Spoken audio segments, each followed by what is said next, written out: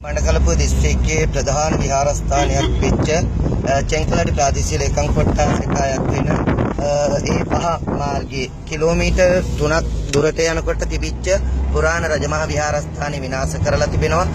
ඒක හාලා වීව පුරලා තියෙනවා. චෛත්‍ය උඩින් වැට ගහගෙන තිබෙනවා. ඒක අපේ සිංහල බෞද්ධ උරුමයක් කියන එක නැවත හෙළිදරව් කරව ගන්නට යන ගමන මේ ගමන. ඒ නිසා මේ කෙරෙහි අවධානයෙන් ඉන්න සියලු දෙනාට මම කියනවා අපේ සිංහලකම නැවත ගොඩනගා ගන්න මේ උතුරු නැගෙනහිර අවශ්‍යයි. රටක ජාතියක් හැටියට ජීවත් වෙන්න අවශ්‍යයි.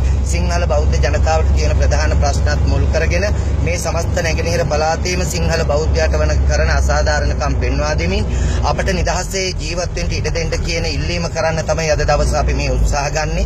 මොකද මේ වෙනකොට ඩයස්පෝරාව LTT සංවිධානයේ බරපතල විදියට මට මගේ ජීවිතයට තර්ජනයක් වෙලා තියෙනවා, මරණ තර්ජන කරනවා.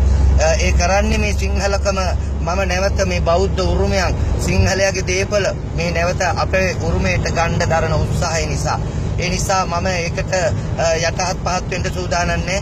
මට පිස්සු නෑ. මම මේ කරන්නේ ජාතික මෙහෙවරක්. හෙට අපි මැරිලා යයි. හැබැයි අපේ ජාතියේ අභිමාණයෙන් එදා තිබුණ මේ බෞද්ධ මුදුන් මල් කඩවල් නැවතත් අපි ගොඩනගන්න අවශ්‍යයි කියන එක මං සියලු ජාතියට සිහිපත් කරනවා. මේක ජාතිවාදයක් නෙවෙයි, මේක ආගම්වාදයක් නෙවෙයි, මේක ඊළාම් වාදයක්, මේක තර්කවාදයක්. මේක තර්ක කරන්නෙම මේක වෙනම රාජ්‍යයක් හැටියට මේ සියල්ල යට කරලා අපිට දීපල්ලා කියන පණිවිඩය නම් අපි ඒකට සූදානම් නැහැ. අපි එකමුතුව ජීවත් වෙන්න සූදානම්. අපේ ප්‍රශ්න වලට විසඳුම් දෙනවා නම්. දේරුවන් සරණයි.